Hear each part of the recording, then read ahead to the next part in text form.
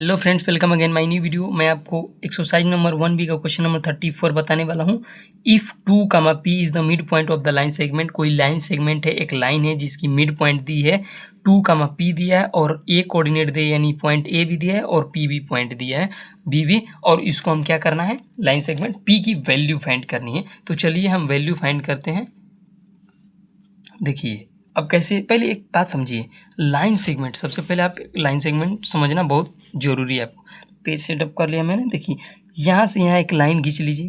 देखिए सबसे पहले समझिए, एक लाइन है, यहाँ से एक स्ट्रेट लाइन है, यहाँ से यहाँ के बीच इस पॉइंट का नाम रख दिया है ए और इस पॉइंट का नाम रख दिया है बी।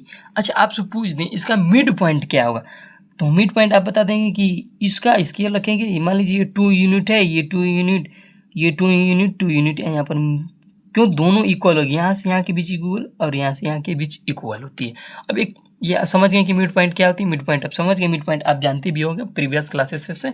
अब देखिए अब क्या करना है, एक्स की वैल्यू निकालने के लिए, यानी एक्स पता करने के लिए x2 x1 की जोड़ते हैं और ये 2 रख देते हैं, ये एक्स की फाइंड करने के लिए, यानी एक्स फाइंड करने के लिए बता रहा हूँ। अभी क्वेश्चन में एक्स कहाँ आएगा, देखिए y1, ये आपकी मिड पॉइंट निकालने के लिए फॉर्मूला है।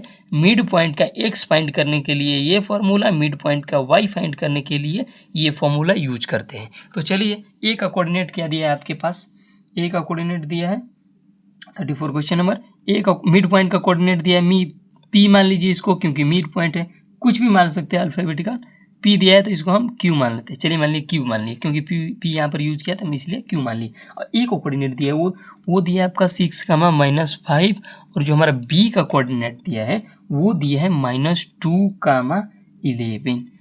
बस हो गया। अब क्या करना है, देखिए एक्स फाइंड करना है हमको, एक्स फाइंड करना है तो एक्स की जगह पे 6 है और यहाँ पर x2 की जगह पर -2 है, तो यहाँ पर प्लस करेंगे -2 को और ये 2, और इसकी फाइंड किसको करना है, हमें x को फाइंड करनी है। तो x यहाँ पर 6 और ये देखिए अब यहाँ, हाँ यहाँ पर समझिए, देखिए ये मिड पॉइंट निकल गया। मिड पॉइंट का फॉर्मूला ये होता है, देखिए यहाँ पर x पे 1 दिया है, यहाँ पर इसलिए 2, हम अरे भैया हम 2 कैसे लिख दिए, आइए मैं आपको समझाता हूँ कि 2 कैसे लिख दिए। देखिए 6 और -2 को जोड़ें और x पे टर्म पे क्या रही, इसको x मानते हैं, इसको y मानते हैं, डू यू नो। तो देखिए आप जान के, अब देखिए अब ये x पे आ रहा है तो इसलिए हम इसके इक्वल टू में 2 रखें, इसलिए ना कि हम p को रखें, इसलिए 2 को रखें। तो यहाँ पर प्लस माइनस माइनस किए 2 रखें, ये 2 यहाँ पर 2, यानी कि चाहे रहने दीजिए, 2 मत रखिए। देखिए आप 2 मत रखिए, मैं आपको मिड पॉइंट निकाल के दिखा रहा हूँ। देखिए इसमें से करेंगे, ये आपका 2, ये आपका 2 आ गया मिड पॉइंट, यानी x की वैल्यू 2 दी है आपको, हाँ 2 की वैल्यू दी है।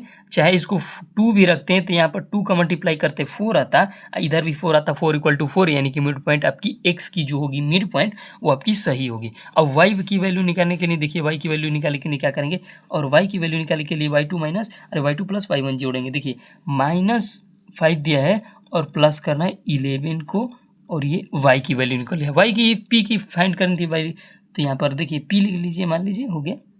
तो ये इसको घटाएंगे तो ये 6 होगा और ये 2, ये आपकी 3 हो गई, यानी कि p की जो वैल्यू होगी, यहाँ पर तो y लिखे ही जाएंगे क्योंकि हम y की वैल्यू, y को ही हम p यहाँ पर लेट किए हैं, इसलिए हम y मान लिए, तो इसलिए हम p की वैल्यू 3 आ गई। कैसे आई देख लीजिए, वही बताए थे मैंने आपको। यहाँ पर 2, यहाँ पर माइनस प्लस कर दिए, यहाँ पर 2, आपकी 3 आंसर आ गई। It's okay.